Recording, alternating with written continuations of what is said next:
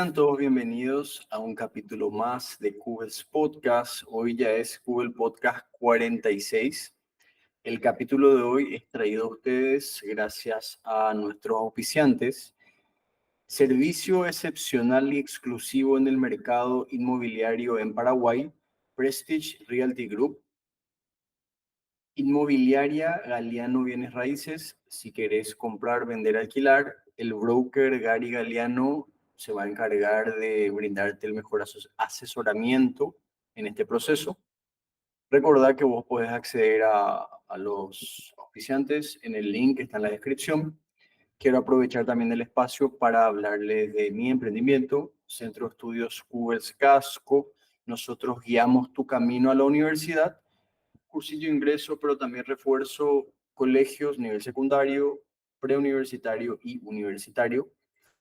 Y antes de empezar, quiero recordarte que podés hacer tus donaciones en el link que está abajo. Sos libre de donar el valor que creas, de acuerdo al valor que vos recibís de cada capítulo. Hoy tenemos el privilegio de tener acá al profesor Max. ¿Cómo es tu apellido, bro? O sea, Pastem, así. Sí, Pastem, así mismo. Al profesor Max Pastem, que te quiero comentar un poquitito, profe, antes de que te presentes cómo surgió esta entrevista. Uh-huh. Estaba yo en Twitter y vi que alguien estaba hablando algo del cambio climático, que se llama Luis Recalde, que tiene una cuenta sobre eso, sobre biología realmente, o no sé si él es ingeniero forestal, no sé. Lo que sí que yo le pregunté, le escribí, le dije que yo estuve investigando y yo le pedí fuentes que me ayuden porque yo estuve investigando y encontraba yo en algunas cosas, en algunas fuentes que decía que en promedio la media de temperatura en Paraguay no cambiaba, sin embargo en otros encontraba que sí, y qué sé yo, cosas así le estaba preguntando. Y me pasó un artículo del 2020 Sí. que era una entrevista a vos. Y vi Uh-huh. ahí y dije, ok, voy a ver si puedo hablar con el profesor. Y acá estamos, profe. Entonces te agradezco que estés acá un domingo a esta hora, día de descanso. Realmente te agradezco mucho. Y quería pedirte si te puedes presentar un poco para la audiencia, para que sepan más o menos por qué tenés la autoridad para hablar de esto. Sí, bueno, en primer lugar, muchas gracias por la invitación, forma parte de tu programa. Veo que estás abordando temas muy importantes y variados, que me parecen muy interesantes. Bueno, yo me presento, yo soy Max Pastén, soy meteorólogo, trabajaba hasta la semana pasada en la Dirección de Meteorología y Hidrología de la DINAC. Actualmente estoy en el CEMIT. Eh, y también soy profesor y docente en la Facultad Politécnica, en la carrera de Licenciatura en Ciencias Atmosféricas, y actualmente también como director de la carrera. También estuve en la Facultad de Ciencias Agrarias como jefe de trabajo práctico en algún momento, ¿En qué y materia, profe? en climatología justamente, climatología, tanto para la carrera de ingeniería ambiental y ingeniería agronómica. Y también bueno, tengo varias publicaciones sobre el tema de cambio climático, escenarios y tendencias sobre el clima. Y he sido tutor de varias tesis, inclusive en la Facultad de Ciencias Agrarias, de alumnos de la carrera de Ingeniería Ambiental, ¿verdad? Y obviamente en la carrera de Ciencia Atmosférica. Bien, ese es más o menos mi currículum dentro de lo que he hecho académicamente dentro de la UNA y bueno, y también en el tema de las publicaciones científicas. Justamente ahora, a medida que estabas diciendo esto, yo tuve la materia de climatología ahí en la Facultad de Ciencias Agrarias y mi profesor era Henry. Sí, Henry Valiente, sí. ¿Le conoces? Perfectamente, sí. Sí. Él estuvo muchos años también trabajando en la Dirección de Meteorología, incluso llegó a ser director de la Dirección de Meteorología y Hidrología. También La fue muy verdad que profesor. sí, fue tu profesor también. También, sí. La verdad que me gustaban mucho sus clases, pero lastimosamente solamente hablando de meteorología y cosas así de climatología, tuvimos una materia nomás. Esa Mm, y nunca más en cuarto mm. semestre. Pero realmente que es un tema bastante complejo. Y ahora especialmente, que está bien, yo creo que no está mal. eh, Hay un caudal de información muy grande. Entonces de repente la gente se queda con lo primero que lee y como uno pues no tiene de repente la capacidad para entender por ignorancia, a veces cada uno termina creyendo cualquier cosa, entonces es difícil poner ese filtro a a la información. Y Sí. bueno, ahora el tema candente es el tema del cambio climático, que yo creo que a estas alturas del campeonato decir que el cambio climático no existe me parece ya demasiado estúpido. O sea, eso yo creo que es innegable. Lo que sí Ujú. de repente veo que hay puntos que hay para debatir, pero quería primero que cuentes un poquitito, que le expliques a la gente qué es el cambio climático. Sí, bueno, realmente justamente lo que mencionabas es un tema muy importante. Hoy en día hay muchos detractores del cambio climático, donde mencionan que el cambio climático no existe, ¿verdad? Bueno, yo creo que la discusión ya hoy en día no debe centrarse en si existe o no existe, sino que las causas del cambio climático. Eso Porque, mismo. porque también se habla de que las causas del cambio climático no somos nosotros. La Tierra ha cambiado el clima innumerables veces en la historia de la humanidad, del planeta en sí. eh, pero que hay que tener en cuenta que cuando cambió el planeta, bueno, desaparecieron los dinosaurios, desaparecieron la vida en otras formas, ¿verdad? Pero hoy somos más de 8 millones, 8 mil millones de personas y hoy dependemos estrechamente del clima, ¿verdad? Eh, Quizás la discusión de que si somos o no somos la causa puede surgir y puede haber factores que digan que sí, otros que no. Pero yo creo que algo que no podemos negar es que el cambio climático existe y es real y está ahí, lo vemos, o sea, lo palpamos inclusive. Conste que cuando hablamos de cambio climático es muy difícil percibir el cambio climático, porque el cambio climático es justamente el cambio del clima, pero en un periodo largo de tiempo. Es decir, si yo quiero saber si el clima actual cambió, tengo que basarme por lo menos, tomar los últimos 10 años y compararlo con los últimos 50 años para ver si el clima realmente cambió. Y ahí quizás note una pequeña tendencia en la temperatura y eso recién me va a decir que el cambio climático existe o no. O mejor dicho, que nosotros estamos percibiendo localmente el cambio climático. No porque hubo una tormenta, no porque hay una sequía, no porque hay una inundación, no porque hay una ola de calor. Eso siempre existió. O sea, son fenómenos.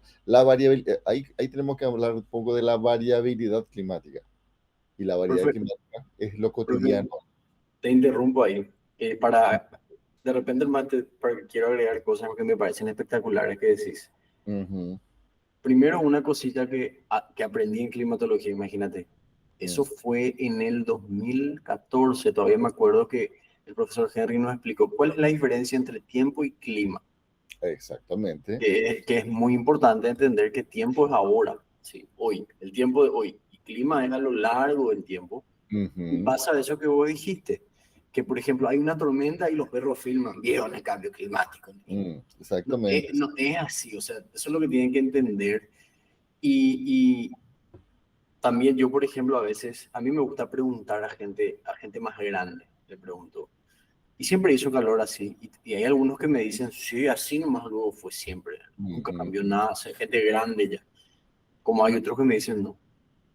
Yo te puedo decir que nosotros, por ejemplo, una profesora ya de edad me decía que no siempre luego hizo mucho calor, encima antes no teníamos aire y Ujú. teníamos que bañarnos nomás la noche para aguantar.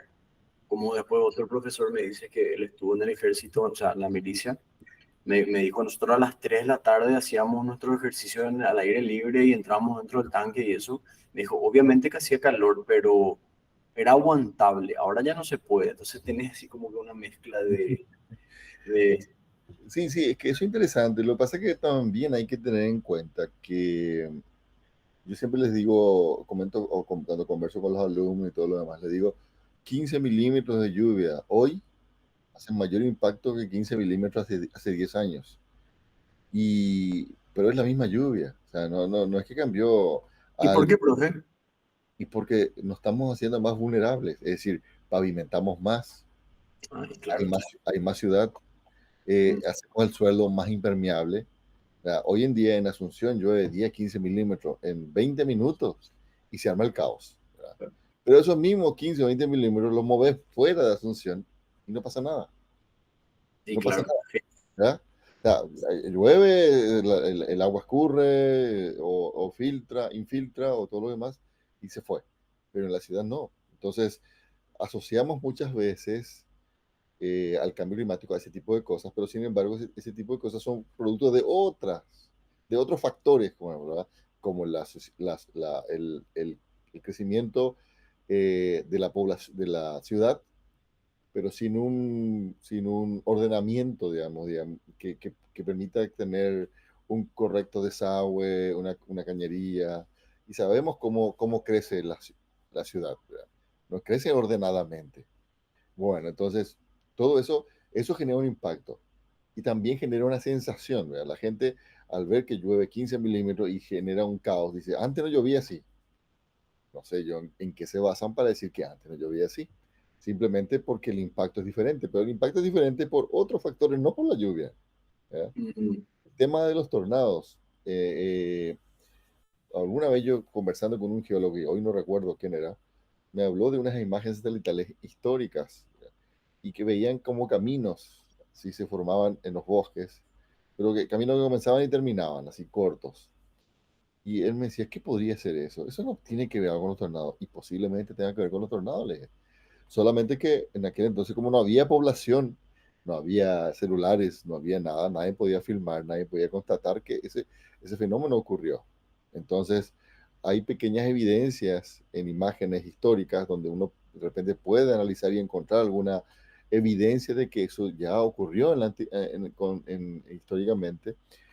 Y hoy en una ciudad ocurre, todo el mundo tiene celular, filma y publica, y da la sensación como que ahora hay tornados y antes no había. Bueno, no sé si antes no había, digo yo, porque puede ser que simplemente no había celulares antes, hoy hay, ¿verdad? Entonces todo se mediatiza más. Eh, Ese tipo de cosas pues genera una sensación de que como el clima está cambiando más drásticamente. Pero realmente no es así. No es que yo esté no es que yo digo que el cambio climático no existe, al contrario, yo digo que el cambio climático es real y existe. Solamente que hoy en día conversamos o hablamos del cambio climático, pero nos estamos refiriendo a la variabilidad climática. Y la variabilidad climática es algo que siempre existió. Por ejemplo, el niño y la niña, ¿verdad? El niño y la niña siempre existieron, siempre cuando hay niños e inundaciones, normalmente, no siempre. O sea que, o por lo menos dependiendo de la intensidad del niño, puede haber más lluvia. La niña también, cuando es muy intensa, hay menos lluvia, produce sequías y todo ese tipo de fenómenos son parte natural del clima. Lo que sí se habla que el cambio climático puede exacerbar la frecuencia de estos fenómenos. Es decir, no es que el cambio climático va a producir sequías, inundaciones, olas de calor, olas de frío, no. El cambio climático va a hacer que estos fenómenos sean más frecuentes, ¿verdad? Ahora, mm. ¿cómo uno mide ese cambio? Y bueno, a lo largo del tiempo, analizando muchos años de fenómenos, contrastarlos con lo que ahora está ocurriendo, y ahí recién hablar si hay un cambio climático en cuanto a eso, ¿verdad?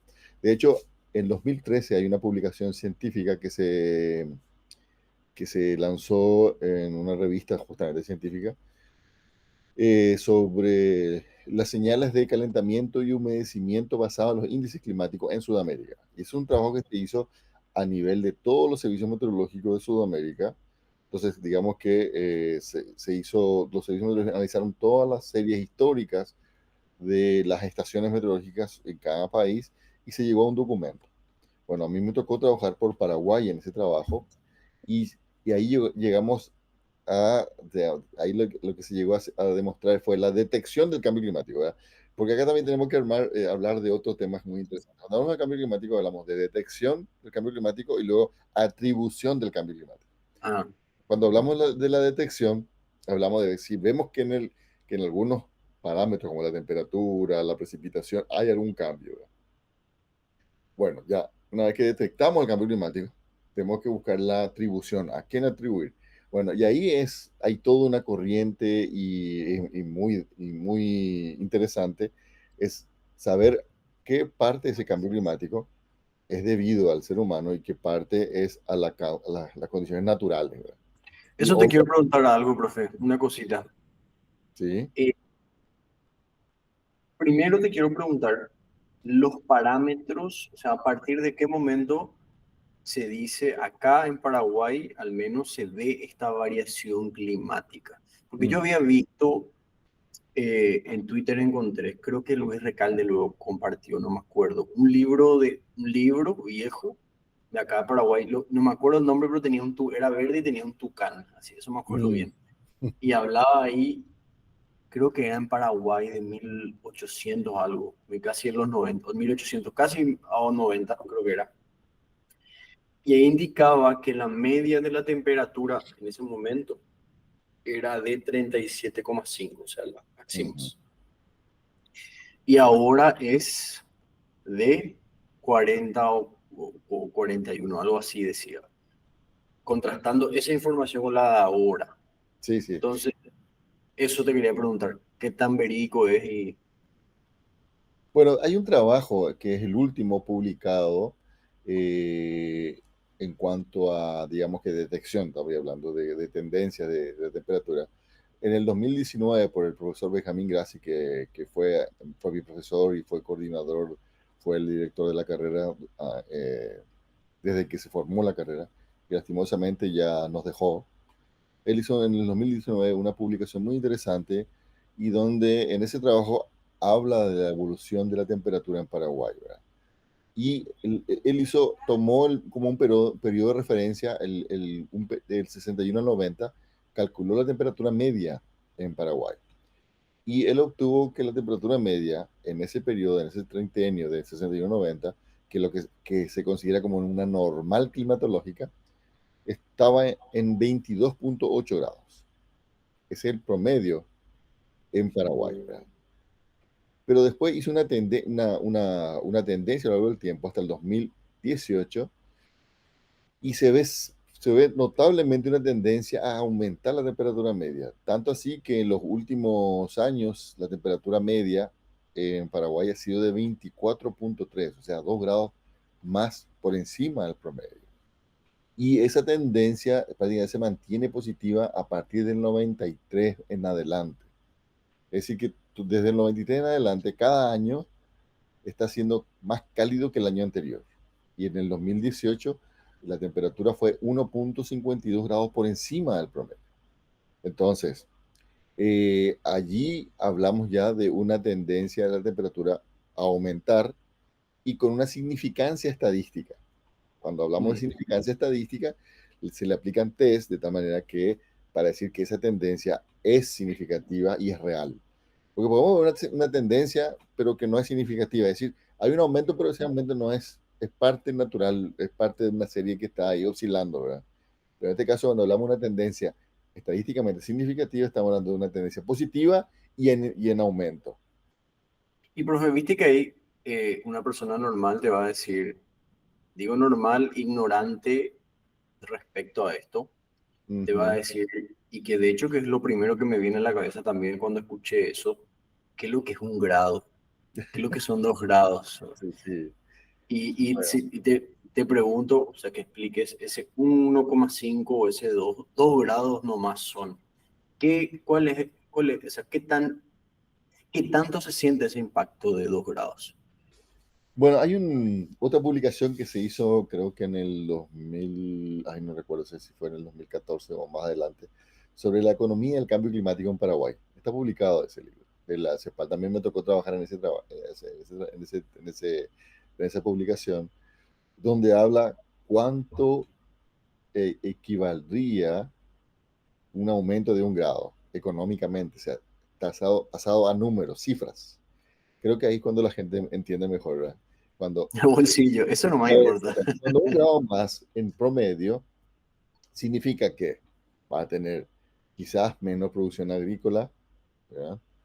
Por ende vamos a tener menos ingresos de divisas. Quizás ese 1 grado más va a hacer que haya algún aumento, algún tipo de enfermedad producida por algún tipo de vector, como el dengue, la fiebre amarilla u otros vectores ¿verdad? O sea, otro tipo de enfermedades que son producidas por ciertos vectores que están favorecidos por el clima actual, por ese 1,5 grados más, ¿verdad? Entonces, todo eso se traduce en el impacto económico que tiene en la economía del país. Eh, Obviamente también hay que tener en cuenta eso, asociado con un cambio en la precipitación, ¿verdad? También trae un impacto negativo. Por ejemplo, sin irnos más lejos, desde el 2019 el río Paraguay ha tenido un impacto muy negativo por el déficit de lluvia que hemos registrado tanto en el Pantanal como desde los 3 años siguientes por el fenómeno de la Niña. Y hay que recordar que el río para nosotros es vital, aunque no vayamos al río, pero el río es vital porque mediante el río tenemos importación y exportación de cosas. Cuando el río baja, obviamente el volumen de transporte es menor, pero cuesta más porque vos tenés que hacer el mismo viaje con menos carga y eso incide en la economía nuestra, de todos, no solamente de los que transportan, de todos prácticamente. Entonces, estamos hablando del incremento de 1 grado y posiblemente cambios en los patrones de lluvia. Todo eso trae un impacto negativo en nuestra economía y ahí es donde tiene el impacto, ¿verdad? Por ejemplo, hablando con los agrónomos, cada cultivo tiene una curva en cual la temperatura tiene que estar, digamos, digamos una campana de Gauss. Si esa campana la movemos a la derecha, es decir, aumentamos 1 grado, ya el rendimiento cambia, no es el mismo. Vos sos estudiante de ciencias agrarias, ¿verdad?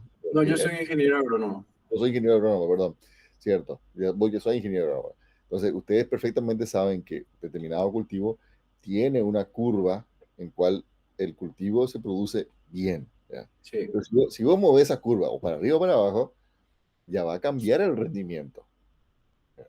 Entonces, yo tengo que ver como política de país, ver qué cultivo ajustarlo a esa nueva curva o qué tipo de semilla, ¿verdad?, usar para que se adecue a eso. O sea, tengo que hacer un montón de planes para que ese impacto, no, ese cambio no impacte significativamente en el país, en la economía del país, ¿verdad? Porque eso prácticamente nos afecta a todos. Y también teniendo en cuenta, imagínate si vos tenés una serie, una serie histórica y tenés la media de 22,8, ¿verdad? Y vos la subís 1 grado, está subiendo la línea media 1 grado, o sea, toda esa serie completa, los máximos y los mínimos los está también subiendo. Claro. Ya, no es que vos subís uno solo nomás, sube todo completo. Entonces también las máximas cambian y las mínimas también aumentan, ¿verdad? Y los inviernos son cada vez menos fríos, y un montón de otros factores que pueden estar asociados. Obviamente, toda nuestra actividad del ser humano está regida por el clima. Una de las cosas que yo digo, el clima rige cómo vivimos, qué comemos, Hasta el ¿verdad? humor. El humor, exactamente. Si ustedes comparan el humor de las personas de aquellos climas que son muy, muy rudos, o sea, muy intensos, o inviernos bien crudos, es muy diferente el humor de esas personas que del humor de las personas que viven en zonas más cálidas, ¿verdad? Mm. Donde la vida es más exterior, ¿verdad? La vida. Realmente que yo me acuerdo, profe, la última vez que yo tuve frío de verdad, Mm, yo ya soy grande, parezco lo más joven, pero yo tengo casi 30. Ya tengo casi 30. La última vez que tuve frío, pero de verdad, fue cuando yo estaba en el cursillo de ingreso, mm, en el 2013. ujú, Y en el campus, el frío que hacía. Y yo me acuerdo, ahí todavía no había buses diferenciales ni nada. Y yo mm. salía a esperar el colectivo antes de las 7 y me congelaba y yo quería que el colectivo esté lleno de gente, porque Para vos que haya entrabas calor. y era calentito. Y nosotros no estamos acostumbrados a ese frío. Y yo no me, y es más, tengo recuerdos también cuando me iba al colegio, yo me iba caminando a la mañana y me congelaba. Eso ya no hay más, o al Sí. menos hace muchos años no lo siento. Entonces, acá pues entramos en el debate interesante que es, bien, es evidente que hay un cambio en la temperatura. Ahora tenemos que, antes de hacer el planteamiento, esto es lo que yo dije una vez, hay que dejar ya ese esa conducta alarmista y extremista que yo creo que no llega a nada, que es alguien se tira un pedo y ya eso afecta al cambio climático, o vamos a morirnos todos, se prendió fuego algo, Descartes, así. Vamos a analizar en serio y hay que ver, ok, Claro. hay un cambio climático, es real, ¿qué parte de este proceso es del factor antropogénico y qué parte de este proceso es del factor natural? Y te comento una que yo investigué en un trabajo de maestría que tuve. No imagínate, fue hace tanto que no me acuerdo la materia, pero tuve que leer o quitar información de este libro que publicó la FAO, La larga sombra del ganado, así se Ujú. llama. Y bueno, yo tenía que ver cuál era el impacto que tenía la agricultura y la ganadería sobre el cambio climático. Entonces empecé a buscar muchas cosas y encontré ciertas fuentes y- que defendían la agricultura y la ganadería que realmente, antes de entrar en detalle, me parece medio estúpido de repente porque acá en Paraguay se ataca mucho a la ganadería y a la agricultura, siendo que tenemos que el 80% de la producción de los gases de efecto invernadero son de energía, de combustibles fósiles, que es lo que la agricultura y la ganadería al lado de eso es nada, creo que era 17%, algo así. Entonces estuve viendo y había uno en especial que parece que es paraguayo, pero es alemán, pero vive en Paraguay. Se Ujú. llama Glatzle. No sé si vos lo conoces. Sí, he escuchado y he leído algunos comentarios de esas personas, sí. Glatzle creo que ya está en el extremo que él dice luego que el cambio climático, eh, no recuerdo si él dice que no existe o dice que el factor antropogénico es nulo. Ujú. Y una de las cosas que dijo que me sorprendió, imagínate, ya hace varios años leí esto, es que hay estudios que si vos ves esas estalagmitas de las cavernas, no sé cómo eso pueden quitar y pueden ver la temperatura que hizo en ese momento, hace no sé qué periodo, y que ahí indicaba que hacía más calor que ahora. O sea, ese es su argumento para decir que eh, el cambio climático o sea, sucede naturalmente. Y habló también de otras cosas, y te comento porque me encantaría que me ayudes a quitarme la duda, porque yo leí eso, pero yo no sé si es real o no. Después, tenemos los tres principales gases de efecto invernadero: CO2, o sea, dióxido de carbono, óxido nitroso y metano. Ujú. Él decía, por ejemplo, que el dióxido de carbono, el aspecto positivo era que estaba haciendo el planeta más verde.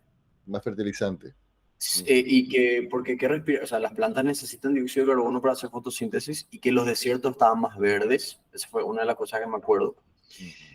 También que si vos te ibas a analizar zonas de Europa donde se deforestaba para hacer ganadería, en ese momento, obviamente por la respiración de las plantas al cortar, se liberaba mucho dióxido de carbono, pero con el largo, bueno, pasó el tiempo, se acababa, o sea, estaba estabilizado y era bajo. Después decía que el metano no coincidía, que vos tenías regiones de mucho ganado y el metano en el ambiente ahí a veces era bajo y en zonas donde había poco ganado era alto y no sé qué historia. Y hablaba del óxido nitroso diciendo que cumple un ciclo normal, de la hojarasca que se cae, del estiércol, de todo eso que circula solo, más o menos. Creo que te hice muchas preguntas a la vez, pero son cosas que hasta qué punto podemos decir que es culpa del humano y eso, ¿verdad? Que tiene più sentido culparle tanto. Acá en Paraguay eso es lo que se hace. Acá al menos se le ataca mucho a los ganaderos y a los agricultores. Sí, no, bueno, yo creo que los gases, los conocidos gases de efecto invernadero son los gases naturales, están presentes en la atmósfera en forma natural, ¿verdad? Y eso se sabe perfectamente. Y incluso gracias a los gases de efecto invernadero es que la temperatura en el planeta no desciende abruptamente durante la noche y no aumenta durante el día, digamos, exorbitantemente, lo que hace posible la vida, ¿verdad? Entonces, pues, claro, pero aumentar los gases de efecto invernadero ha hecho que la temperatura media del planeta también se incremente. ¿Por qué? Porque las pérdidas que tendrían que haber justamente por la radiación de la Tierra, eh, hace que los gases, al aumentar la capa de los gases de efecto invernadero o la cantidad, hace que haya mayor retención de calor en la atmósfera, por en consecuencia hay un aumento de la temperatura, ¿verdad? Es lo que se conoce. Las causas, bueno, sí creo que hay, hay mucho tema para debate, ¿verdad? Cierto es, al aumentar el CO2, las favorecidas son las plantas, ¿verdad? Pero ¿quiénes son desfavorecidos? Entonces, claro, si nosotros decimos, favorece la glutagenia, ¿cierto? Sí, pero ¿a quién desfavorece también? ¿Verdad? ¿Y qué consecuencia tiene ese desfavorecimiento? Pero bueno, yo sí puedo contar una parte de la historia nomás, pues sí, tranquilo, ¿verdad? Pero hay que contar la historia completa. Eh, Somos más de 8.000 millones de personas. Yo creo que ejercemos, si queramos o no queramos, ejercemos una influencia en el medio ambiente. No se puede, yo creo que cualquier actividad humana ejerce ¿cómo se dice? Tiene un impacto en el medio ambiente. ¿Verdad? Entonces, querer negar que no tengamos influencia, bueno, es algo que se puede seguir debatiendo. No sé si alguna vez vamos a llegar a algún acuerdo, ¿verdad? Pero ya hay técnicas hoy en día que se usan para poder tratar de aislar lo que es el fenómeno, el impacto del ser humano y el impacto natural. Ya hay formas de hacerlo y se están haciendo. Entonces, es un debate que no sé, yo creo que no nos lleva a muy buen puerto, ¿verdad? Lo que yo creo que hay que tratar de, como seres humanos, cuidar el medio. Es decir, bueno, ya sabemos que la ganadería también tiene un impacto, la agricultura tiene un impacto, pero no podemos dejar de cultivar y dejar que Claro. porque ahí al pedo, como dice, al pedo vamos a cuidar el medio ambiente porque ya no va a haber más gente, porque prácticamente si no tenemos nada de eso para subsistir, no vamos a vivir más en Paraguay, digamos, por ejemplo, para no pasar todo el planeta, ¿verdad? Porque de eso depende nuestra economía. Entonces, el tema es seguir haciendo lo mismo, pero ser cuidadosos del ambiente, es decir, cuidar el agua, cuidar los recursos naturales. Ya sabemos la importancia de eso, que eso tiene. O sea, si nos íbamos históricamente, antes simplemente cortábamos un árbol y ya está. Hoy ni siquiera puedes cortar un árbol frente a tu casa. Mm.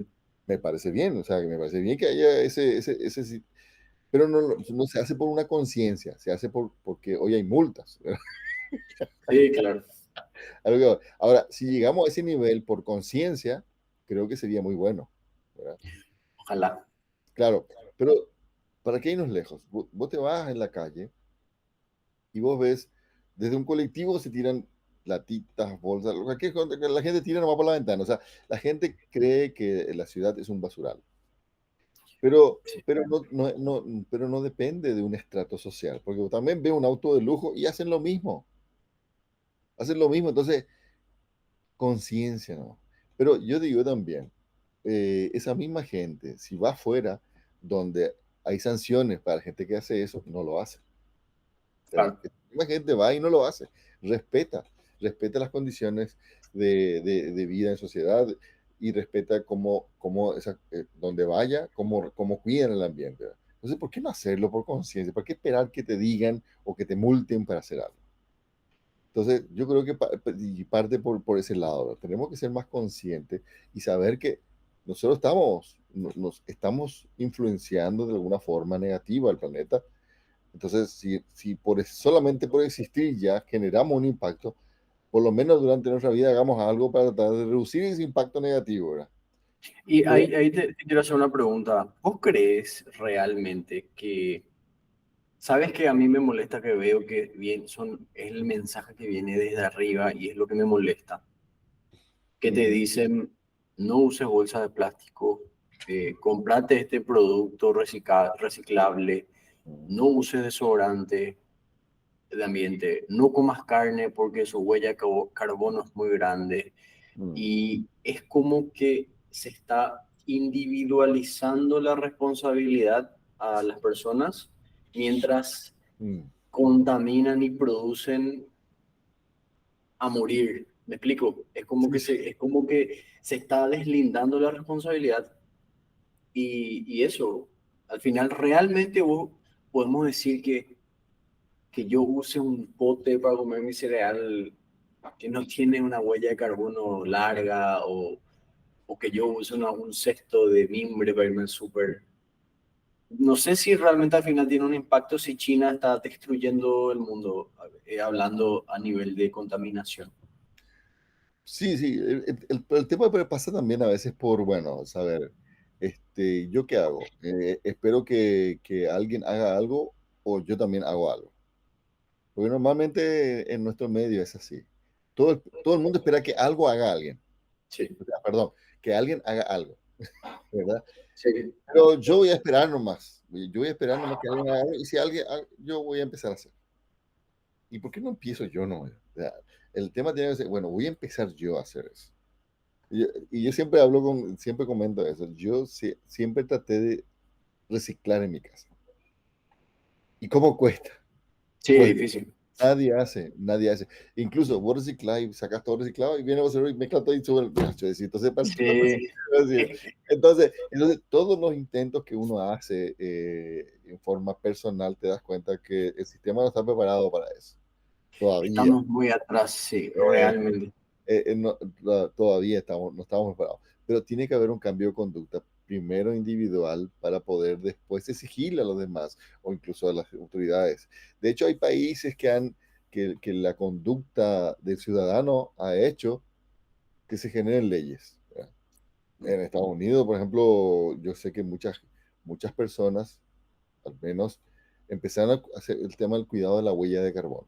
Claro, ellos son uno de los países donde cada ciudadano tiene la mayor huella de carbono porque ellos no usan mucho el sistema de transporte, usan mucho vehículos y todo lo demás. Entonces, pero ellos mismos empezaron a hacer un cambio de conducta y eso favoreció y ha hecho que se generen leyes y todo lo demás para proteger el medio ambiente. Entonces, yo creo que nosotros también como seres humanos tenemos que, y además todavía nosotros que somos del ámbito académico, que sabemos, ya, no podemos, ¿cómo se dice? Decir, no, no, yo no sabía. Claro. Dice, no lo sabemos perfectamente, ¿verdad? No podemos decir por ignorancia que no hicimos algo, ¿verdad? Acepto eso del ciudadano común de repente que a lo mejor no tenga ideas, pero hoy también con todos los medios de información que hay y toda la información que hay en las redes y todo lo demás, creo que todos estamos al tanto de eso. Entonces, sí, yo creo que por ahí tiene que partir, ¿verdad? Eh, Hoy en día ya hay este tema de la construcción inteligente, la construcción ambiental, o sea, uno ya puede construir de tal manera que reducir el uso de energía para enfriar o para calentar, si bien nosotros en Paraguay no tenemos un invierno crudo, ¿verdad? De hecho, creo que nosotros en Paraguay sufrimos la poca temporada de frío que hay porque nuestra construcción no está preparada para el frío. Nosotros tenemos frío dentro de nuestras casas, tenemos Sí, frío, ¿verdad? ¿Verdad? O te congelas en tu clase, te congelas en tu casa, en tu pieza, de frío, porque las casas no están preparadas para el frío. No están así preparadas, es.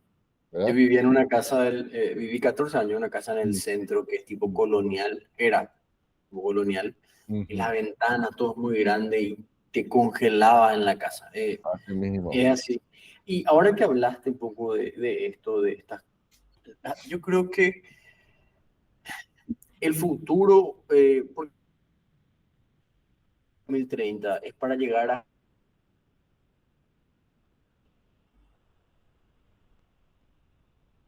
Perdón, creo que se congeló la imagen. ahí se te congeló un rato, Ay, pero sí, salí bien otra vez. Bien. sí, ahí está, ahora sí. Tío.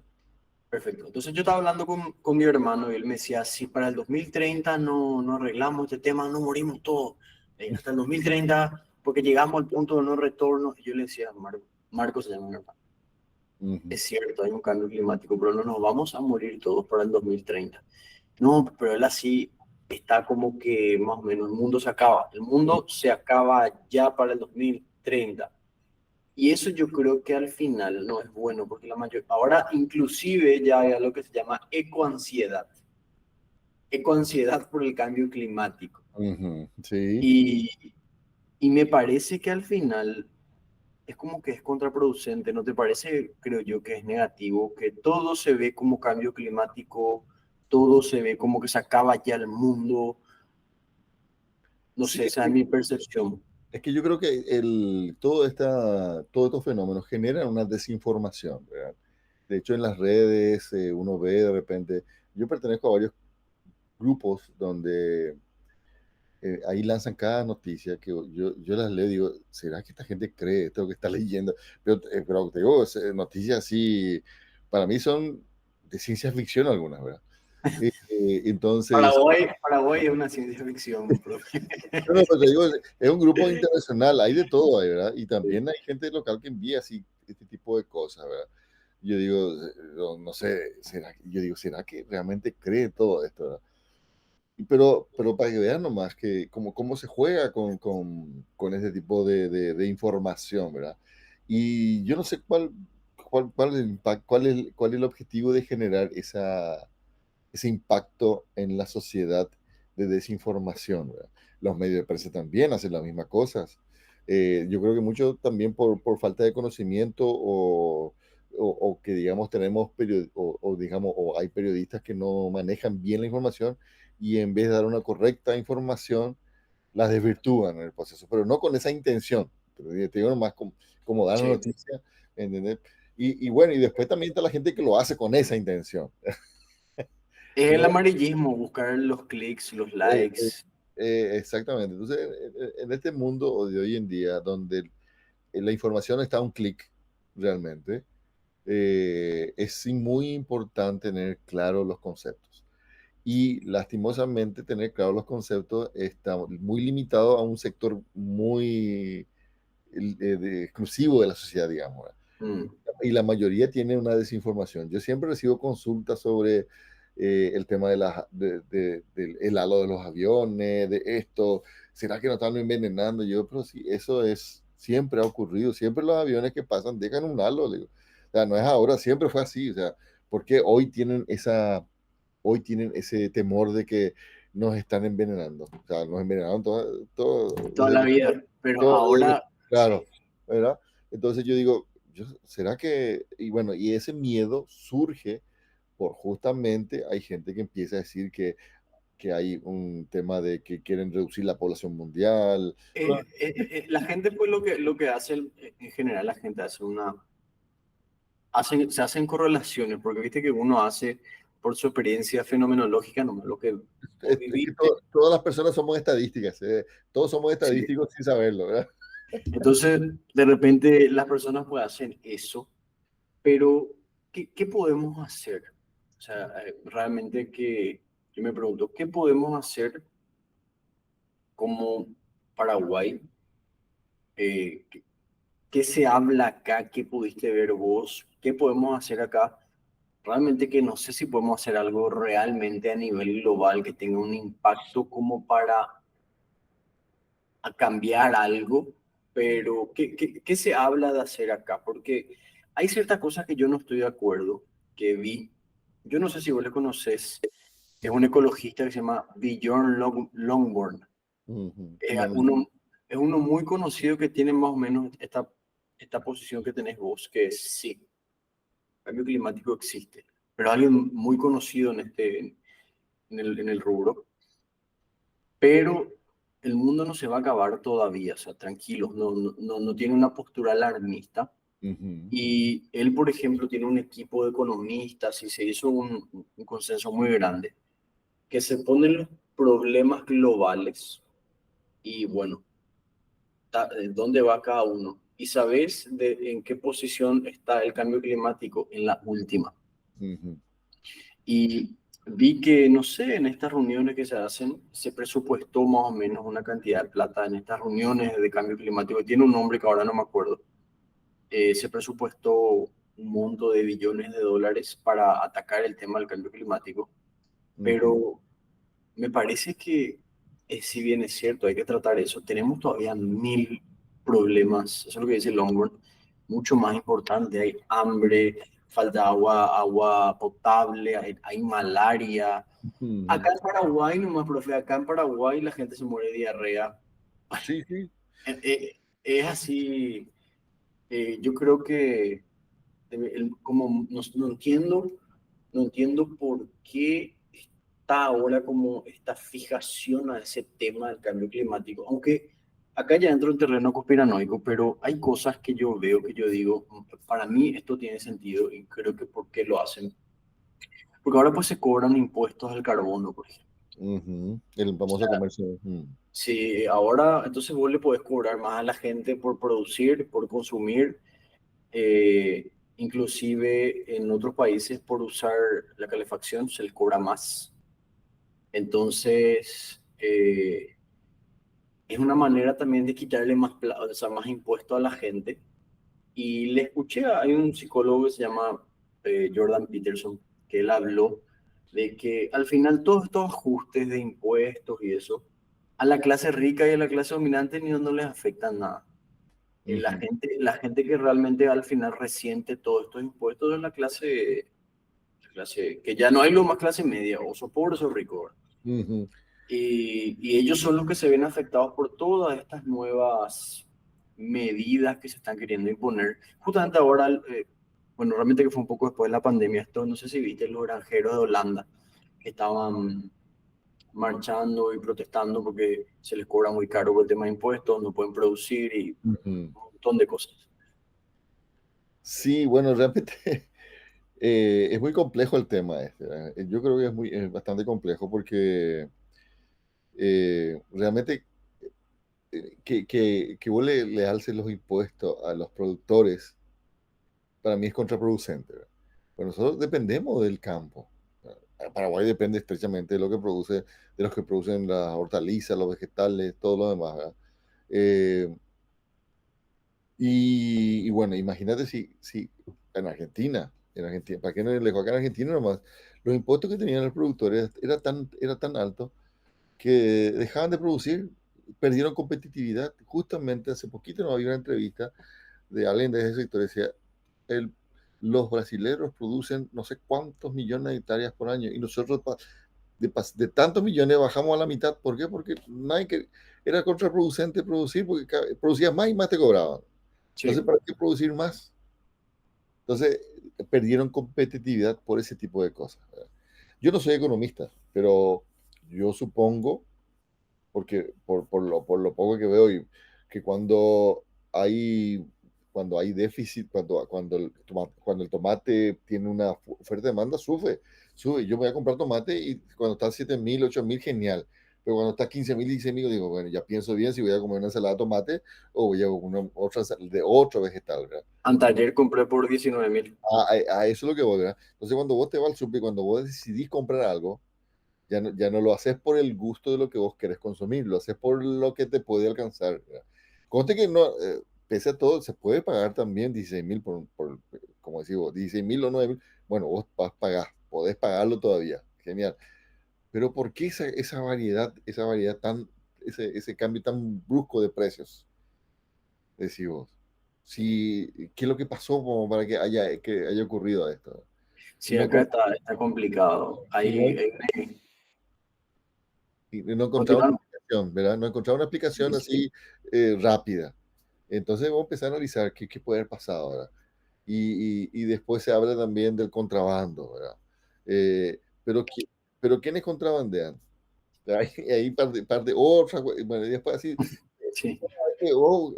ves que el camino tiene varias otra vez salidas hacia dónde va. Entonces, es como estar en una encrucijada ahí muchas veces, ¿verdad?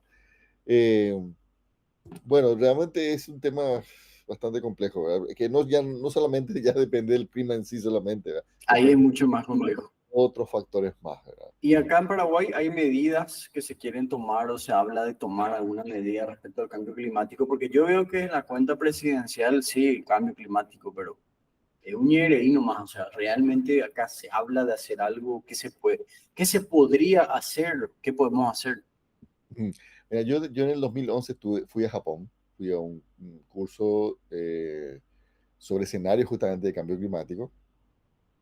Los escenarios, bueno, ahí quiero aclarar un poquito. Cuando hablamos de escenarios de cambio climático, hablamos de cuáles son las proyecciones del clima de aquí al 2030, 2040, 2050, hasta el 2100. Y ahí surge siempre, surge una pregunta.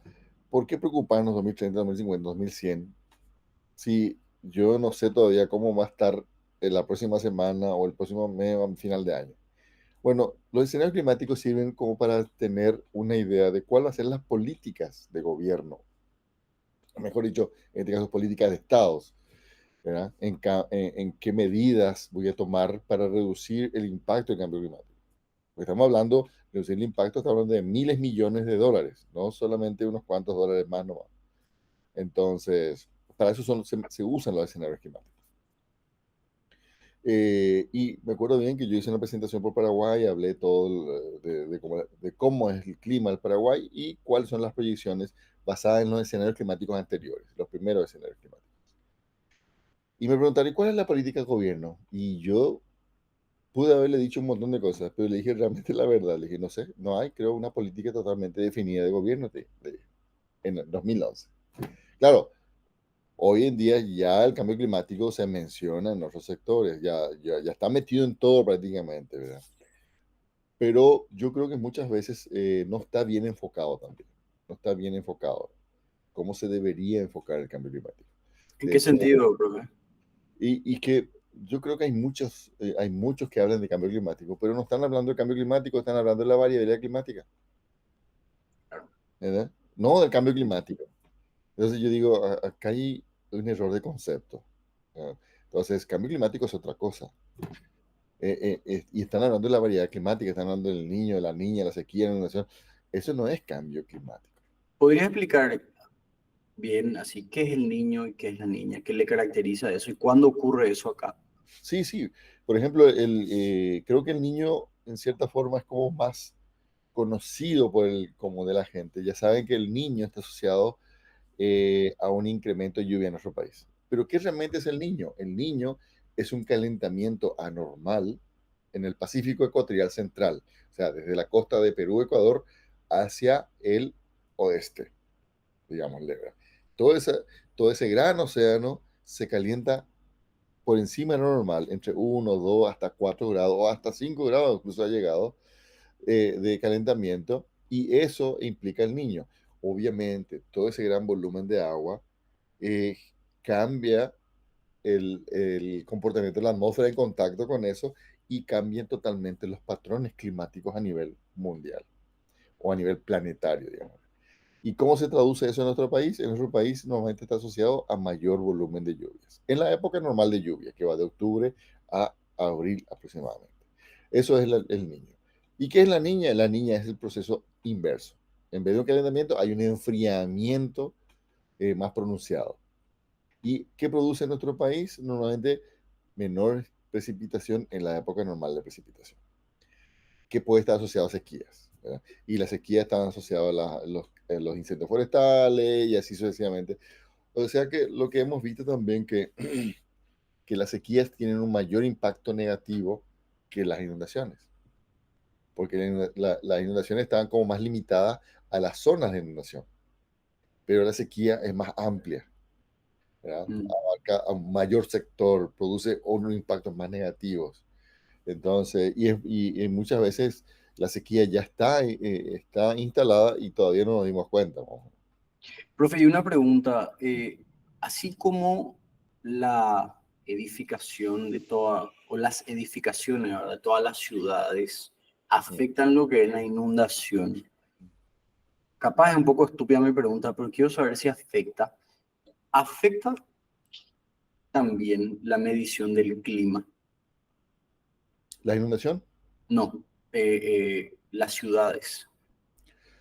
eh, bueno, normalmente las estaciones meteorológicas sí se ubican fuera de las grandes ciudades, ¿verdad? Porque lo que queremos, lo que se busca es medir las condiciones de la atmósfera natural, sin ese efecto urbano. Entonces, lo que vos medís dentro de la ciudad, estás midiendo ya el efecto urbano nada más. Mm, De hecho, yo creo que las grandes ciudades son un gran laboratorio de lo que va a ser el cambio climático. ¿Por qué? Porque claro. vos estás fuera de ciudad, vos tenés una temperatura, un nivel diferente, y entrar es como entrar a un ambiente totalmente exacerbado con todos los parámetros. ¿Sabes qué parece? Un invernadero. ¿Viste cuando entras a esas plantas que están en el invernadero? Exactamente. Entonces, La, si ustedes quieren saber cómo se va a sentir la temperatura un grado promedio más, vayan a la ciudad en plena ola de calor y ahí ese es el efecto que vamos a tener. ¿Sabes lo que me pasó, profe, la otra vez? Yo ando en moto Sí. y yo me voy al gimnasio acá cerca de mi casa y me puse unas alpargatas, tipo unos pero un championes, o sea, tiene una planta gruesa. Eh, Y no es que yo caminé, estuve en la moto, pero pisé un poco el piso, me fui al gimnasio a entrenar. Cuando volví después, pues sabes que me dolían los pies. mm, Como que, y miro y vos sabes que me quemé los pies. Mis pies estaban rojos, así, pero me quemé toda la planta de los pies solamente por pisar la calle. ujú. Eso es Sí. algo que me sorprendió. Dije, hija de mil, cuando viene el calor fuerte. Y hablando de ese calor, te quiero preguntar si sabes, ¿cuál es y en qué momento se midió la mínima y la máxima así histórica? A ver, Eh, bueno, a ver, en el país creo que sí, sí, acá en el país. la máxima histórica medida es 47.5 grados en Puerto Casado. No, no, no, no es Puerto Casado, perdón, Prat Hill, ¿Eso en en el dónde sería? oeste del Chaco, En el Chaco. en el oeste del Chaco. Y la mínima más baja también se dio ahí, que es menos 7.5 grados. ¿Y acá en Asunción?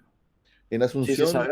la mínima histórica creo que está en menos 0,6, medida con los termómetros de mínima históricas. Porque Sí. también hay uno que es menos 1 punto y algo, que ya es medida con estaciones automáticas, ¿verdad? Mm. Y siempre hago esa diferencia porque son formas diferentes de medir, sensores diferentes, entonces obviamente tienen una respuesta diferente. Para mí es más representativo los menos 0.6 grados con el termómetro de mínima, con los termómetros de cómo se medía antes, porque eso es lo que se tiene el largo registro histórico. Y las automáticas son relativamente nuevas y tienen un comportamiento ligeramente diferente, desde el punto de vista del sensor ya aparte un poco diferente. Pero bueno, son referencias que se tienen, de las funciones Sí. menos puntos, y la máxima no podría decir, creo que están 39 y algo, no recuerdo ahora el valor. Eh, pero creo que por ahí está. Creo que yo tengo, por acá tengo algún valor, Sí, a ver, mira, buscaron. y voy a decir, justamente estaba trabajando con un script para extraer valores, y mira, justamente la máxima más alta registrada en Asunción es 43, 43. Es que 43 sí. grados. Y la, Vos viste 40 y me parece light. sí, No estoy 43 es acostumbrado. lo que yo tengo registrado acá como máxima registrada en Asunción. Y en sensación térmica, porque eso la otra vez explotó, que la gente empezó, que era falso, que Ujú. salía que teníamos 51 algo así, que al final no es falso. Sí, pero la sensación térmica, pues es algo, la sensación térmica, perdón, es algo empírico. ¿Por qué? Porque es una cuestión de lo que podría sentir en promedio la gente, ¿verdad?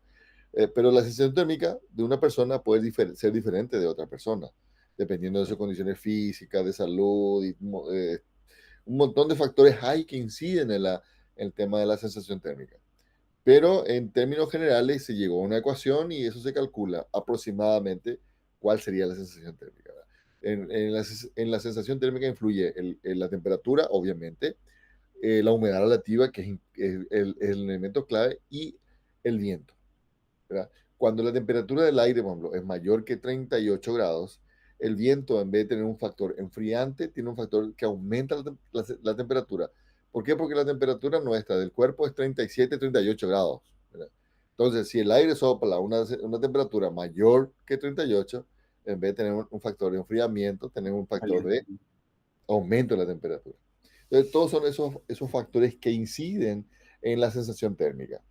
Entonces, por eso es que no hay unas fórmulas que se calculan que te permiten obtener, pero son ecuaciones empíricas más que nada. Y Mm, dije, hay una persona que puede sentir más y otra sí, persona que puede sentir menos, porque por eso se habla sensación, algo que sí. vos sentís, ¿verdad? Y podría explicar algo importante, porque algo que hace que haga mucho calor acá es la humedad, la Sí, humedad relativa.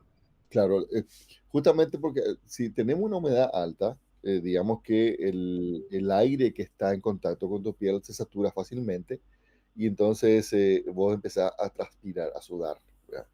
Rápidamente. Si vos estás en un clima muy seco, por más que la temperatura sea alta, vos no sudás, no Mm. transpiras.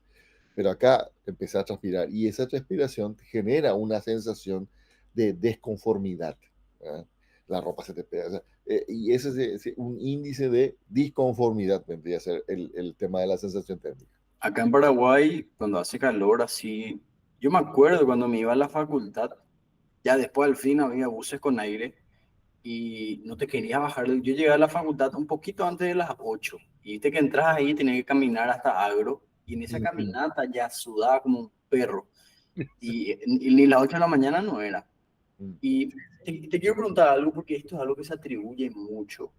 Te voy ujú, a decir, yo te voy a decir el argumento y después te voy a decir el contraargumento y me ujú. gustaría que si puedes ayudarme a... Sí. Acá algo que se habla mucho en Paraguay es por qué se le acusa a la ganadería y a la agricultura por la deforestación. Se dice, Mm, Hace mucho calor acá porque se deforesta". Y el contraargumento es que leí que la deforestación afecta al microclima de ahí. ujú. Que si yo deforesto, o sea, echo un árbol, esto ya es haciendo una falacia de hombre paja llevando al extremo, pero vi que decían, si yo echo un árbol acá en el Chaco, a vos en que no te afecta nada. O sea, porque eso afecta al microclima, no el macro. Bueno, realmente sí, yo creo que, bueno, hay que partir de una cosa, ¿verdad? El tema de la deforestación ya está hecho, o sea, ya está todo deforestado prácticamente. Y lo que queda es, lo que queda, al menos en la región oriental, está protegido por ley, ¿verdad? Que no te Sí, permite más deforestar, ¿verdad? Es más, te exigen que vos tengas que tener tanto por ciento de creo que era todo 25 me parece. tu propiedad, exactamente, ¿verdad? Pero ya es el mínimo, ¿verdad? O sea, es decir que lo que ya se hizo antes ya no hay vuelta atrás, ya está hecho. Hoy en día, muchos dicen que es la agricultura, yo alguna vez conversé o consulté, me dijeron, no, eso se hizo en la ganadería, fue lo que hizo eso inicialmente, ¿verdad? Después se hizo agricultura. Ah, bueno. Ya no, bueno, pues ya no importa quién hizo quién, ¿verdad? El tema es que ya está. El tema ya está ahí. Y bueno, pero hoy hay que, es como decir, hoy gastaste esos fondos, ¿verdad? Ya estás viviendo de los intereses, ¿verdad? Sí, Lo que te produce esa tierra. Y bueno, el Chaco está un poco más preocupante porque el Chaco no tiene hoy esa protección de deforestación cero, ¿verdad? Entonces, hoy el día el Chaco creo que se está deforestando, eh, no sé, por lo que yo no tengo pruebas, no puedo decir que se está deforestando a diestra y siniestra, pero siempre, cada cierto tiempo envían fotos, envían de lo que se está haciendo. Yo no sé si realmente también eso es algo real o algo que se usa nada más para diseminar en las redes, ¿verdad? yo creo Entonces, que es real porque hay fotos de Google Maps Google Maps, sí, y se Google Earth, compara. claro, sí. Pero eso podría decir que afecta, o se podría decir que afecta al calor que sentimos, por ejemplo, acá en Asunción. Bueno, cuando hablamos de si afectar o no, obviamente yo creo que hay varios experimentos hechos en cuanto a los modelos de simulación que se usan, por ejemplo, de la atmósfera. Y normalmente los modelos toman, te digo cómo funcionan más o menos los modelos, toman como la vegetación fija, ¿no? Tenemos una vegetación hoy y eso se toma fijo. Cuando hablamos de modelación climática o modelación de tiempo, ya se toma fijo. Pero cuando vos empezás a tratar a modificar la vegetación, por ejemplo, hay un trabajo hecho, creo que en el CPTEC, Centro de Investigación del Tiempo y Clima de Brasil, donde ellos con modelos deforestaron el Amazonas. Sacaron todo el Amazonas y vieron cómo debe hacer la respuesta del clima y hay un cambio abismal. Es decir, obviamente influye, pero no va a ser el impacto el mismo cortar un árbol que cortar todo el bosque, ¿verdad? Y bueno, ahora, ¿cómo afecta ese árbol o esa pequeña porción? Es muy difícil saberlo, es muy difícil. alguna vez también conversé con mucha gente porque querían, una persona me dijo que quería saber cómo influyó la represa Yacyretá, por ejemplo, en las lluvias en la región, en las lluvias en esa región. Pero es muy difícil, le dije yo. Por más que vos encuentres una relación, no vas a saber realmente si qué porcentaje de esa relación le corresponde a eso y qué porcentaje le corresponde a otros factores más. Entonces, Mm. por más que llegues a algo, no creo que es muy fácil refutar eso que no es así. ¿Verdad? Que es inferencial nomás. O sea, está Claro, infiriendo. claro, Es exactamente. difícil. Entonces es muy difícil decir, bueno, vos cortaste, vos deforestaste el Chaco y eso me afectó a mí. ¿Y cómo yo pruebo eso? Bueno, es muy difícil saberlo. Ahora, porque los factores climáticos que puedan ocurrir pueden coincidir también con eso, pero no necesariamente significa que eso es el responsable. ¿Verdad? Mm. Sí, no precisamente tiene que haber una correlación ahí. Exacto. Entonces, es muy difícil. Yo digo, genial, yo me parece bien que vos quieras investigar eso y todo lo demás, pero ¿cómo demostrar fehacientemente que realmente es así sin solamente hacer una inferencia nomás?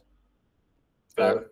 Porque Eso es lo que estoy pensando. no puedes tomar como verdad absoluta algo donde sabes que hay otros factores externos que quizás tengan mucho más peso otra vez que eso pequeño que vos estás tratando de demostrar.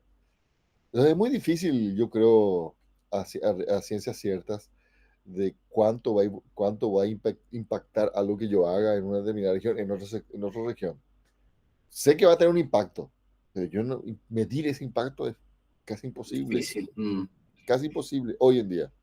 Y te quería preguntar, me acuerdo que el profe Henry dijo que, ¿qué tal el sistema estaciones meteorológicas?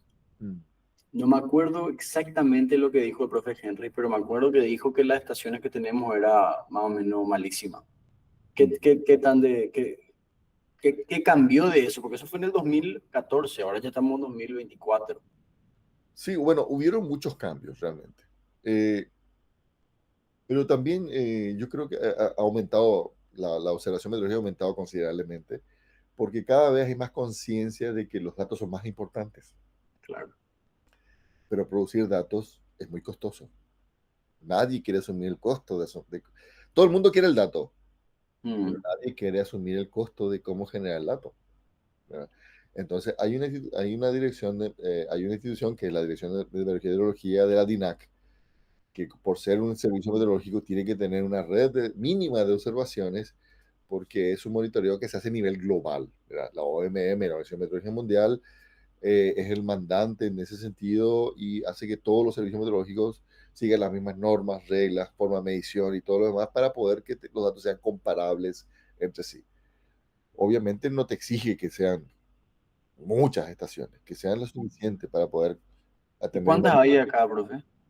Actualmente te puedo decir que hay alrededor de 150 estaciones meteorológicas Ah, es bastante, sí. hoy en día, pero yo estoy hablando del total, ¿verdad? Sí. Automáticas, las más importantes para mí, desde mi punto de vista climático, son las estaciones meteorológicas convencionales, que de aquí a a corto tiempo van a dejar de ser ya las estaciones convencionales, van a ser automáticas, porque esa es la tendencia.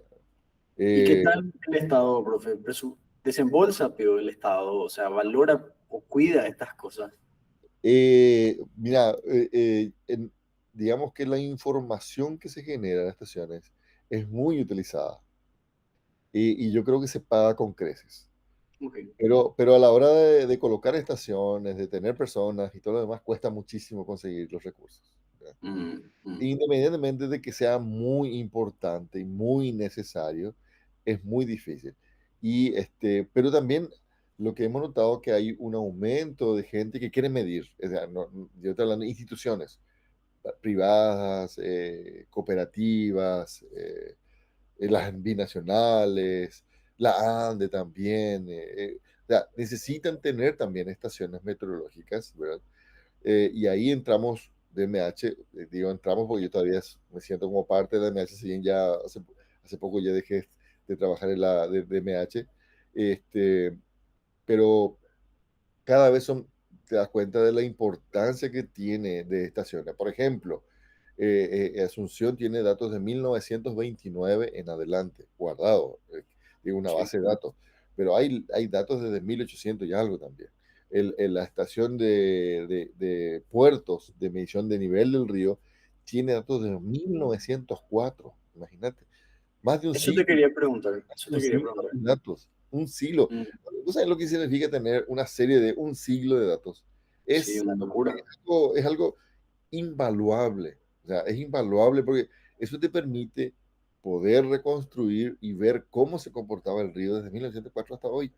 ¿Eh? Y hay una, y por si sabes, hay Mm. una ahí se ve algo, un cambio variable para Sí, abajo. uno puede ver esa variabilidad a lo largo de los años y cuando vos ves, te das cuenta que no es nada nuevo lo que está ocurriendo, no es algo inusual, que ha ocurrido en el pasado también. El río sube y baja, pero Baja, sí, sí. no Pero, se salió del promedio. claro, pero el impacto hoy es mucho mayor que antes, Claro, ¿verdad? claro. Porque hoy dependemos más económicamente que antes, ¿verdad? Mm, Entonces, yo siempre digo, eh, eh, alguien alguna vez comentó, alguien me pareció muy simpático el comentario que hizo, pero me parece tan claro. O sea, si hoy día China decide comer, todos los ciudadanos de China deciden comer un huevo todo a la vez, se arma el descalabro económico mundial. Así de simple. Híjole, como un simple hecho, digo, comerse un huevo, ponerse todos de acuerdo, se comen un huevo y arman un descalabro económico mundial. Híjole, qué frágil es la economía, digo yo. Qué sí, frágil ahora es la lo que pasó ayer, por suerte, parece que se quedó nomás ahí, pero economía.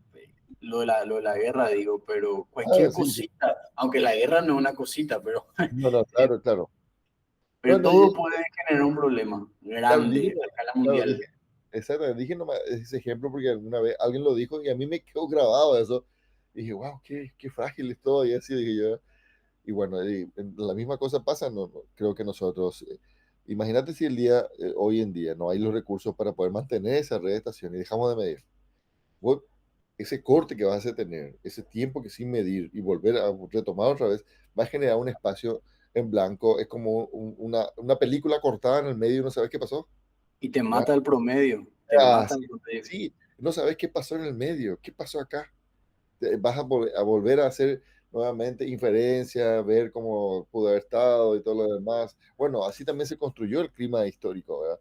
En base a los testigos, proxies, ¿verdad? El tema de los cilindros de hierro, de hielo, donde pudieron reconstruir el clima histórico, los anillos de los árboles y todo lo demás, y se pudo generar clima de hace más de 4.000 años, 5.000 años, de cómo era el clima cuando no había todavía gente viviendo, ¿verdad? Mm. Y eso también, viste eso que te comenté, la estalagmita del clima, que en esa época hacía más calor. Entonces, realmente de que ocurre solamente que seguro en esa época era un proceso mucho más lento, te pregunto, porque de que acelera el impacto antropogénico, acelera. Sí. Pero aparte también, ponele, hacía más calor. Los animales se adaptan. Habrán muerto varios tipos de animales, pero habrán aparecido otros. Ujú. Nosotros, un poquito más complicado porque no es nomás así decir, bueno, que se extingan la mayoría de los humanos, va a aparecer otros, se modifican, qué sé yo. Pero bueno, como para ir cerrando, ya no me di cuenta, pero hablamos casi una hora y media. Híjole, Eh, ¿en serio? sí, No me di cuenta no, yo. eh, te quiero pedir, o sea, más o menos, como que, ¿qué le dirías a la gente respecto a lo que hablamos, respecto al cambio climático? ¿Qué postura les recomendarías tener? Bueno, Así. bueno, yo en primer lugar siempre trato de diferenciar un poco el cambio climático. Si bien yo sé que no es fácil, no es fácil a veces tener en cuenta, considerar el tema que variabilidad climática es algo natural del clima, que podemos tener un año seco, un año húmedo, un año muy caluroso, eso no es cambio climático, y que el cambio climático es algo de mayor escala. eh, y bueno, la discusión de si somos o no somos, creo que tenemos que obviarla, porque ya el cambio climático es una realidad. Si somos, bueno, somos responsables y tenemos que hacer algo. Y si no somos, igual somos También. responsables y tenemos que hacer algo. Sí. ¿Verdad? Tenemos que seguir hacer algo sí o sí. ¿Verdad? Entonces tenemos que tomar conciencia. Primero yo creo que cuidar nuestro ambiente. Nosotros como seres humanos tenemos que cuidar nuestro ambiente. Y si no vamos a limpiar, no ensuciemos, por lo menos, ¿verdad? Cuidar los recursos, cuidar el agua. Bueno, cuando el agua falta, realmente se dan cuenta de la importancia del agua. Cuando la energía, no hay energía eléctrica, se dan cuenta que la pucha, el calor a veces es terrible, sí, y bueno, pero ¿qué hacemos cuando no hay, cuando no tenemos algún evento? No nos importa nada, realmente no nos importa. Solamente cuando estamos con la soga al cuello, actuamos. Somos muy, ¿cómo se dice? Somos reactivos antes que proactivos, ¿verdad? Mm. Entonces, yo creo que como seres humanos tenemos que ir viendo eso. Yo creo que lo que hay que hacer es atacar la educación. La educación es clave. Desde la escuela tienen que comenzar los chicos a tocar este tema de el cambio climático, el medio ambiente, cómo cuidar, cómo comportarse, cómo ser. Y siempre nos basamos en la educación de los japoneses. Los japoneses, donde ellos van, en vez de ensuciar, dejan más limpio de donde llegaron, ¿verdad? Ellos limpian lo que ellos ensuciaron y si estaba sucio, limpian también y dejan limpio. Digo, y qué lindo, y todos nos maravillamos de eso, pero hasta ahí nomás. Nos maravillamos nomás y no hacemos absolutamente nada, ni siquiera para parecernos, ¿verdad? Yo sé que no es fácil, es muy difícil teniendo en cuenta nuestra cultura, como somos, ¿verdad? Pero bueno, en algún momento tenemos que empezar. Y yo creo que si nosotros ya no vamos a hacer, por lo menos enseñémosle a nuestros hijos que traten de ser, pero muchas veces también es difícil porque hay que enseñar con el ejemplo, Claro. hay que enseñar con el ejemplo. Y bueno, y básicamente es eso, ¿verdad? Y bueno, desde mi parte, yo siempre, cuando me invitan a hablar sobre estos temas, voy donde sea. En este caso, vos me invitaste y yo estoy acá con gusto. Es domingo, pero igual estamos ameno, en una charla amena. Y bueno, espero que esto tenga un impacto positivo también. Y bueno, básicamente es eso, ¿verdad? Espectacular, profe. Antes de cerrar, una pregunta que me gusta hacerle a todos mis invitados, que no precisamente tiene que ser sobre el tema. Me gusta pedirles que recomienden un libro Un libro. sobre lo Bueno, que quieran. Puede ser sobre esto o algo que te haya gustado, sí, X. hay un libro que yo leí y me gusta mucho y creo que lo tengo aquí a mano, si no te mostrase, sí, acá está. Pero bueno, eso depende mucho del gusto de cada quien, ¿verdad? No sé si se ve ahí. Sí, leí esa ¿Vos sí leíste? hace un mes leí, sí. Bueno, a mí me falta leer un poco todavía, y me parece fascinante lo que él escribe, porque Para él... un ratito, para los que no estén viendo y estén escuchando en Spotify, es el libro de Víctor Frank, El hombre en busca del sentido. Me parece fantástico ese libro. No digo nomás como una persona narra una historia desde un punto psicoanalista, o sea, pero donde el psicoanalizado es el mismo. Entonces es mucho más difícil. Yo digo, qué difícil habrá sido para él haber escrito este libro. Y bueno, a mí me gustó mucho. No soy de leer muchos libros porque siempre tengo cosas que leer pendientes de El otros, trabajo. el trabajo de mis temas, pero busco la forma de hacerme tiempo para leer otras cosas de otras áreas que me parecen fascinantes. Quiero leer un poquitito, quiero a ver un poco, que estaba ahí, Mm, que me fascinó, que decía él sobre la libertad. Este, mm, entre el estímulo y la respuesta hay un espacio, en ese espacio es nuestro poder, en ese espacio está nuestro poder de elegir nuestra respuesta. mm, En nuestra respuesta yace nuestro crecimiento y nuestra libertad. Y que a mí me encantó todo puede serle arrebatado a un hombre menos la última de las libertades humanas, el elegir su actitud en mm, una serie dada de circunstancias, de elegir su propio camino. No podemos cambiar la situación, si no está en tus manos cambiar una situación que te produce dolor, siempre podrás escoger la actitud con la que afrontes ese sufrimiento, que de eso se trata el libro, cómo ellos afrontaban y así cómo mismo. ellos elegían ser buenas personas ahí, cómo Mm, elegían, comían un pan y a veces te cuenta cómo entre los reclusos le daba el pan al otro mm, mm. o cosas así, que bueno, un librazo espectacular, recomendado a todos. Y bueno, te agradezco muchísimo, profe, por la charla, créeme que se va a ver y Ah, bueno. se ve. Y no, ya que estás hablando de eso, justamente mencionar también ese tema que hoy la UNA, los chicos, los universitarios están afrontando. Me parece muy, muy buena cómo están tomando la lucha, porque realmente yo digo, si vos no sos revolucionario cuando sos universitario, ¿cuándo más vas a ser si ya no es es tu última etapa en que vos podés ser rebelde y cuestionar la autoridad, ¿verdad? Sí. Sin ser altanero, ¿verdad? Cuestionar Claro. la autoridad. Y me parece fantástico. Así que yo también creo que todo esto que estamos hablando, más lo que acabamos de mencionar de Víctor Frank, que viene como anillo al dedo a lo que se está viviendo hoy en la UNA, que me parece también fantástico y aplaudo la actitud de los estudiantes. Hablando de eso, qué importante es. ¿Vos te acordás de una no te calles? Sí, me acuerdo perfectamente. Mis compañeros y yo fuimos los primeros que nos fuimos ahí a pintar los carteles. Tengo En la serio. foto. Nosotros estábamos entre seis por ahí pintando.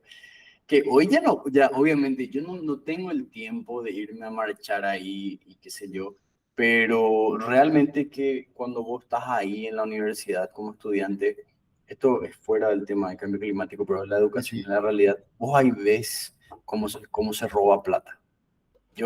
Yo vi ahí el presupuesto, decía en cortinas 20 millones, ninguna Ujú, aula tenía cortinas. sí, Uniforme de los funcionarios, no sé cuántos millones, nadie no tenía uniforme. sí. Son esas cosas que vos estando ahí, ahí ves, así me roban. Vos sabés mejor que yo porque vos trabajaste ahí, así que Sí, sí, no, inclusive yo te cuento, nosotros, yo cuando era estudiante, todavía estábamos en plena dictadura, hicimos una protesta y le cambiamos al decano en aquel entonces de la facultad. Imagínate, eso era como ir contra totalmente una estructura mucho más pesada que hoy. Y digo, yo participé, digo yo, o sea, que fui rebelde, fui estudiante, ¿verdad? Y me pareció fantástico, o sea, hoy tengo esa anécdota para contarle a mi hija que va a comenzar la carrera y le dije, pero no es porque yo solamente quería hacer alboroto, ¿no? Porque creíamos lo que estábamos peleando, ¿verdad? Por eso y, nos fuimos. y te cuento algo simpático.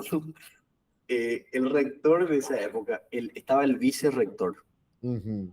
y ese era el abuelo de la que era mi novia en esa época. Y yo así, estaba ahí con los carteles, y eso salió el tipo y me miró y me reconocí, me miró así. Qué Fíjate, simpático. tuviste La cosa de la vida. que buscarte un nuevo suegro, ¿verdad? No, y me acuerdo que yo casi terminé luego con la que era mi novia de esa época porque me decía, a ella le molestaba que yo esté en contra de su abuelo y le dije, me chupa huevo. Y ahí estuve. Bueno, bueno, profe, te agradezco muchísimo por tu tiempo una vez más.